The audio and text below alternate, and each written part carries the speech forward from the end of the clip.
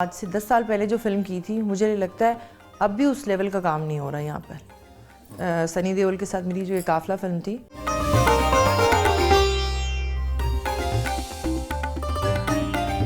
अपने करम बरसा तो छतरी लेकर अंदर गए।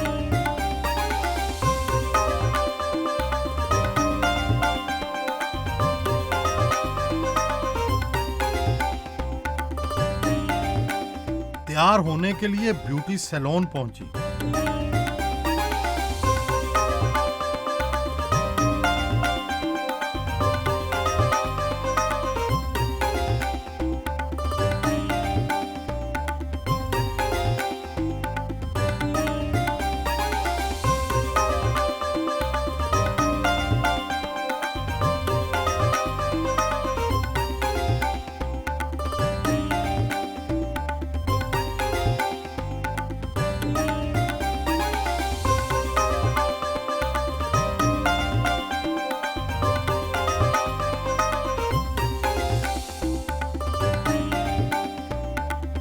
मेकअप आर्टिस्ट मून उन्हें खास तौर पर तैयार करता है।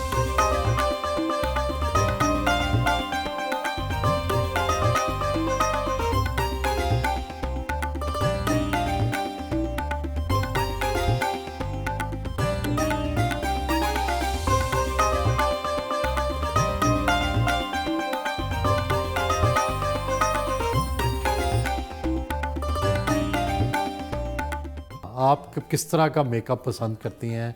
कौन से रंग अच्छे लगते हैं? मेकअप अपने पर्सनैलिटी और अपनी शक्ल के हिसाब से करना चाहिए। बहुत दफ़ा हम लोग लाउड कर लेते हैं, तो डेपिलेक्स मेरा अक्सर आना होता है और मून जो है, मेरे स्टाइलिस्ट जो हैं, वो हमेशा मुझे अच्छा सजेस्ट करते हैं। और मैं तो ये समझती हूँ कि जितनी भी आप कोई भी एक्ट्रेसेस स्पेशली, उनकी लाइफ में अच्छा मेकअप आर्टिस्ट होना बहुत ज़रूरी है, क्योंकि वो आपको सिर्फ मेकअप ही नहीं कर रहा होता। तो क्या अगर एक अच्छा मेकअप आर्टिस्ट ना हो तो आप हसीन नहीं बन सकती?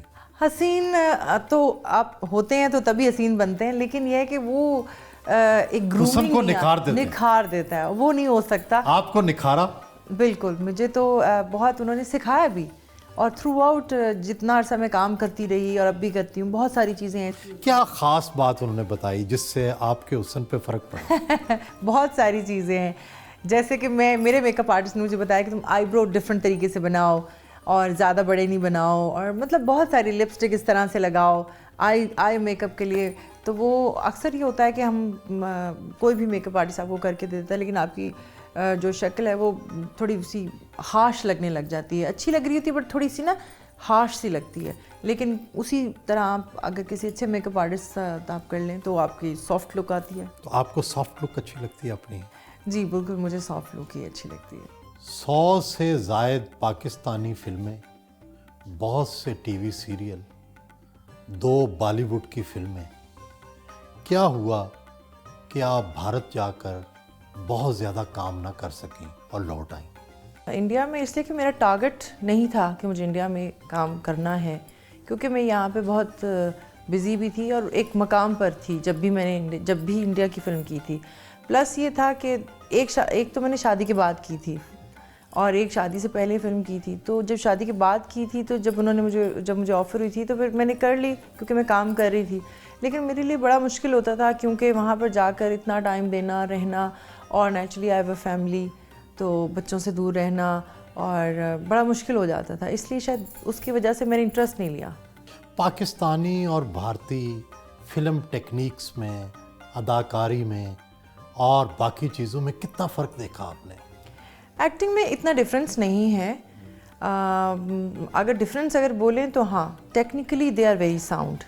और इनफैक्ट मैंने आज से 10 साल पहले जो फ़िल्म की थी, मुझे लगता है अब भी उस लेवल का काम नहीं हो रहा यहाँ पर। सनी देओल के साथ मेरी जो ये काफ़िला फ़िल्म थी। कोई ऐसा कैरेक्टर रोल जो आप चाहती हो कि मैंने नहीं किया, काश करती? मैंने बहुत सारे रोल नहीं किए जो कि अब मैं ड्रामा सीरियल्स में कर रही हूँ। It's very similar to madam Noorjahan, जो उनका मैं कैरेक्टर प्ले कर रही हूँ। उसमें मतलब उसकी जो कहानी है उसके इर्द घूमती है। तो इस तरह के बहुत सारे ऐसे इंपॉर्टेंट कैरेक्टर थे जो मैं फिल्मों में नहीं कर सकी, मैं ड्रामों में कर रही हूँ। शादीशुदा हैं, 2 बेटे हैं, दूसरी तरफ आपकी ये मसरूफियात हैं, क्या ज़िंदगी भर इसी तरह काम जारी रखेंगे या कुछ अरसे बाद रिटायर होने का सोचेंगे? एक्चुअली हमारी एक ऐसी वाहिद फील्ड है जिसमें रिटायरमेंट नहीं है। जब तक आपकी सांस चल रही है और आप एक्टिव हैं, आप काम कर सकते हैं। जैसे पहले मैं सिर्फ बेटी थी, अब फिर बीवी, फिर मैं माँ। तो इसी तरह कैरेक्टर आपके लाइफ में भी चेंज होते जाते हैं और स्क्रीन पे भी चेंज होते जाते हैं। तो इसको अगर इंसान अच्छे तरीके से निभाता जाए हर कैरेक्टर, तो वो इतने खूबसूरत लगते हैं कि पता ही नहीं चलता। लाइफ भी ग्लैमरस लगती है। बहुत सारी ऐसी मेरे पास मिसालें हैं। अगर आप बुशरा अंसारी को देखें, वो मेरी मदर की एज की हैं। तो माशाल्लाह वो कितनी प्यारी लगती हैं, कितना अच्छा काम करती हैं। आपको कौन सा किरदार अच्छा लगता है, खूबसूरत हसीना का, माँ का, या फिर बुढ़ापे का?